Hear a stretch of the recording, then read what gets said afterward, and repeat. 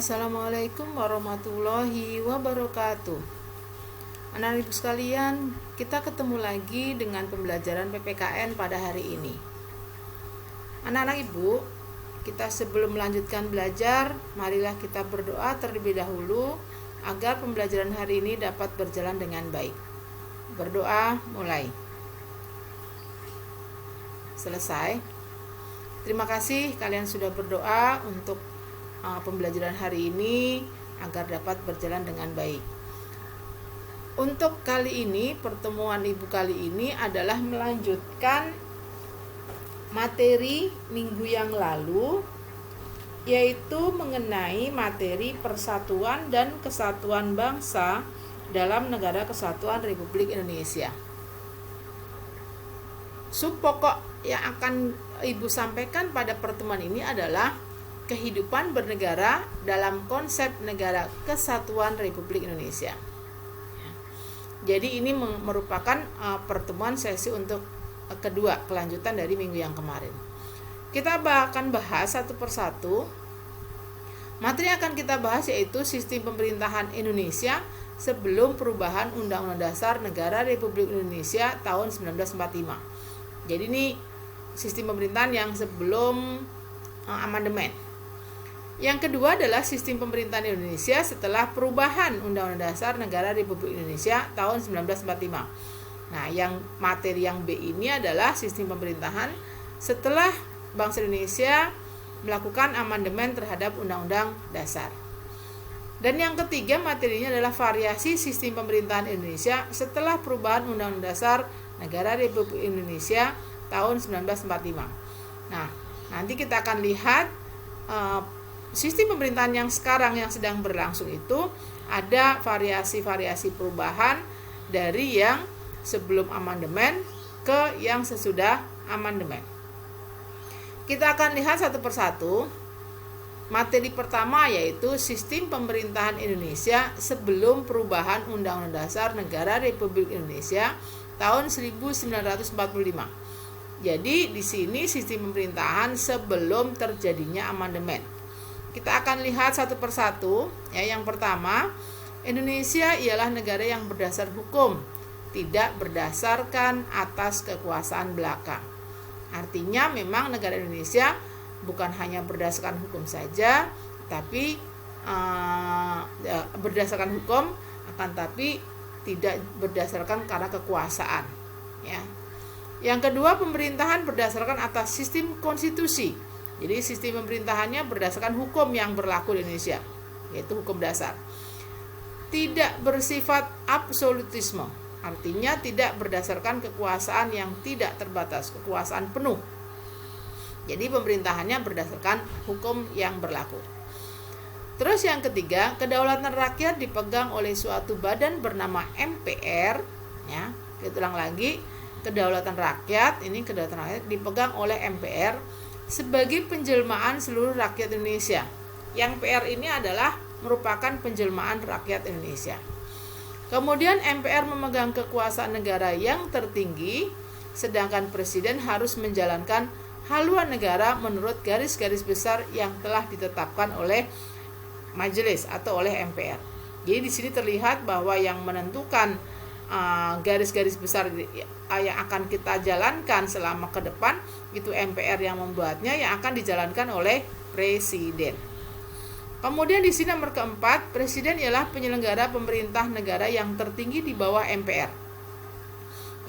Jadi penyelenggara negaranya itu adalah presiden yang di bawah MPR. Terus yang kelima, presiden tidak bertanggung jawab kepada DPR. Presiden dan DPR kedudukannya sama, sehingga presiden tidak bertanggung jawab kepada DPR. Kita masih lihat kelanjutannya yang keenam, masih dalam sistem pemerintahan sebelum amandemen. Presiden harus mendapat persetujuan DPR untuk membentuk undang-undang dan untuk menetapkan APBN.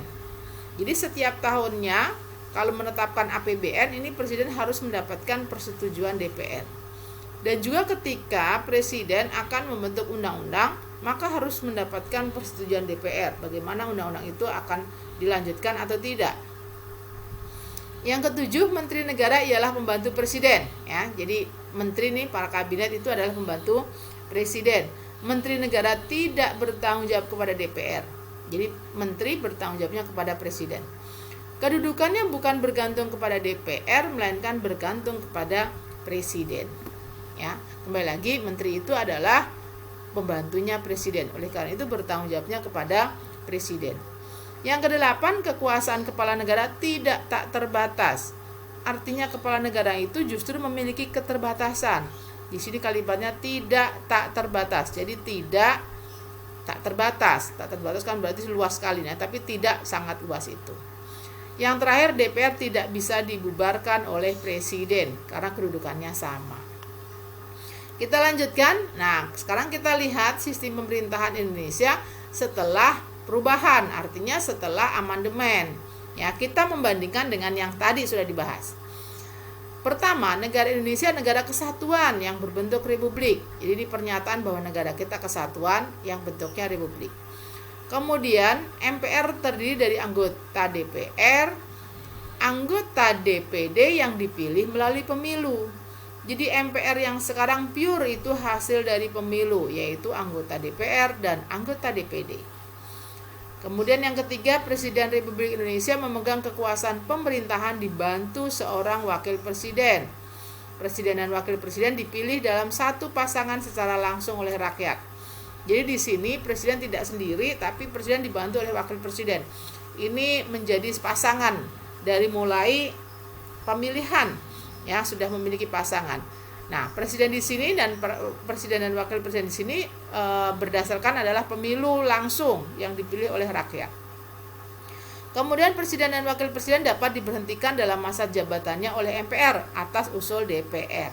Jadi ketika nanti DPR melihat ada penyimpangan-penyimpangan oleh presiden atau wakil presiden, maka bisa saja DPR mengusulkan kepada MPR untuk menghentikan presiden. Yang kelima, presiden tidak dapat membekukan dan atau membubarkan DPR. Sama dengan yang tadi, bahwa presiden dan DPR itu sama kedudukannya sehingga tidak saling bisa membubarkan. Nomor 6, yang kelanjutannya, presiden dibantu oleh menteri-menteri negara. Ini sama dengan tadi. Jadi menteri negara itu adalah pembantunya presiden. Menteri-menteri negara itu diangkat dan diberhentikan oleh presiden. Negara Kesatuan Republik Indonesia dibagi atas daerah-daerah provinsi, dan daerah provinsi dibagi lagi menjadi kabupaten dan kota. Yang tiap-tiap provinsi, kabupaten, dan kota mempunyai pemerintahan daerah. Nah, oleh karena itu kita sering mengenal adanya pemerintahan daerah, ya, otonomi daerah. Pemerintah daerah provinsi, daerah kabupaten, dan kota mengatur dan mengurus sendiri urusan pemerintahan menurut asas otonomi dan tugas pembantuan. Ya, jadi kita lihat sekarang itu ada otonomi daerah yang daerah itu memiliki kewenangan untuk mengelola urusan sendiri di pemerintahan daerah tersebut. Yang kedelapan, DPR memegang kekuasaan membentuk undang-undang. Ya, ini DPR yang memegang kekuasaan membentuk undang. DPR memiliki fungsi legislasi, fungsi anggaran, dan fungsi pengawasan. Kemudian DPR juga mempunyai hak interpelasi, hak angket, dan hak menyatakan pendapat. Jadi di sini lebih ditekankan bahwa DPR yang membentuk undang-undang. Kalau yang sebelumnya bahwa DPR hanya menyetujui daripada usulan undang-undang dari pemerintah atau dari presiden. Ya. Terus DPR di sini sangat banyak fungsinya, ya. Di sini ada fungsi legislasi, fungsi anggaran, jadi yang membentuk anggaran, ya, untuk pengawasan. DPR juga memiliki hak untuk interpelasi, menanyakan kepada pemerintah, hak angket ini terhadap masalah-masalah pemerintahan yang perlu dengan angket, dan hak menyatakan pendapat, ya, memberikan pendapat. Yang kesembilan, kekuasaan kehakiman yudikatif dilakukan oleh sebuah Mahkamah Agung dan badan peradilan yang berada di bawahnya. Nah, ini yang sampai 9 ini yaitu sistem pemerintahan yang setelah amandemen.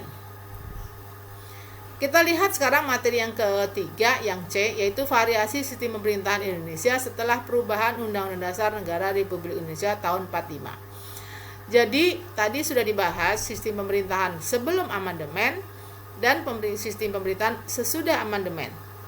Nah, kita akan lihat ternyata setelah amandemen itu banyak variasinya ya. Kita lihat sistem pemerintahan berdasarkan amandemen Undang-Undang Dasar Negara Republik Indonesia tahun 1945 terlihat mengambil unsur-unsur dari pemerintahan parlementer dan melakukan pembaruan. Artinya setelah adanya amandemen, ada beberapa unsur yang sebenarnya itu pemerintahan parlementer, tetapi kita terapkan. Di sini disebutkan tujuannya untuk menghilangkan kelemahan-kelemahan yang ada dalam sistem presidensial. Jadi setiap sistem itu pasti ada kelebihan dan kekurangannya. Nah, untuk menutupi kekurangan di dalam sistem pemerintahan presidensial, maka ada beberapa unsur yang diambil dari pemerintahan parlementer. Kita lihat ya, jika dibandingkan dengan Undang-Undang Dasar Negara Republik Indonesia tahun 1945 sebelum amandemen, terdapat beberapa variasi ya. Jadi kita bandingkan yang sebelum dengan sesudah, itu ada beberapa variasi ya. Di sini contohnya presiden sewaktu-waktu dapat diberhentikan oleh MPR atas usul dari DPR. Jadi dengan demikian DPR tetap memiliki kekuasaan mengawasi presiden meskipun tidak secara langsung. Tadi sudah dibahas di depan bahwa jika DPR melihat bahwa ada kesalahan fatal yang dilakukan oleh presiden atau wakil presiden, maka DPR bisa mengusulkan kepada MPR untuk memberhentikan. Itu yang dikatakan artinya DPR memiliki kekuasaan mengawasi presiden. Kemudian dalam mengangkat duta konsul negara, presiden tetap memerlukan pertimbangan dan persetujuan DPR. Jadi pengangkatan duta dan konsul tidak mutlak hanya presiden yang menentukan, tetapi harus mendapatkan persetujuan DPR. Kemudian dalam mengeluarkan kebijakan tertentu, presiden perlu pertimbangan atau persetujuan dari DPR ya. Dalam hal-hal yang memang penting, genting, maka presiden tetap minta persetujuan dari DPR. Nah, parlemen diberi kekuasaan yang lebih besar dalam hal membentuk undang-undang dan hak budget. Nah, artinya ini parlemen ini DPR ya, parlemen ini diberikan kekuasaan yang lebih besar dalam kaitan untuk membentuk undang-undang ya, dan anggaran ini, hak budgetnya. Berikutnya, berbagai perubahan baru dalam sistem pemerintahan Indonesia disusun agar dapat memperbaiki sistem presidensial yang lama.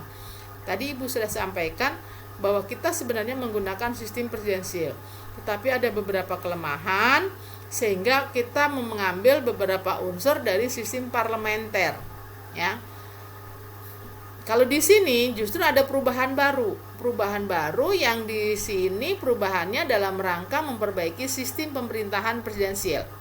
Perubahan barunya diantaranya satu, kita mengenal pemilihan umum secara langsung ya. Jadi pemilihan umum secara langsung ini kita mengenalnya justru setelah amandemen. Jadi kita baru melaksanakan ada peraturannya tentang pemilihan umum secara langsung.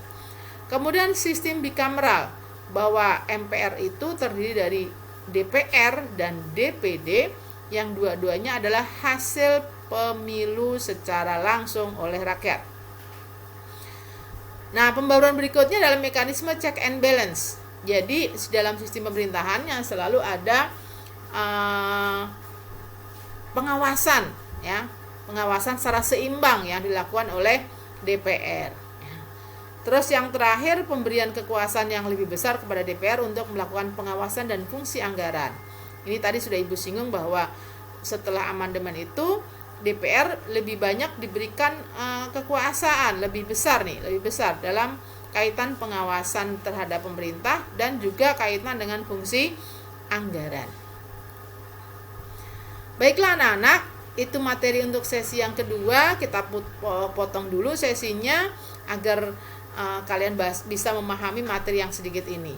Nanti masih akan Ibu lanjutkan materinya untuk sesi yang ketiga. Semoga materi ini dapat bermanfaat untuk kalian semua. Ibu akhiri dengan bacaan hamdalah, alhamdulillahirabbil alamin. Assalamualaikum warahmatullahi wabarakatuh.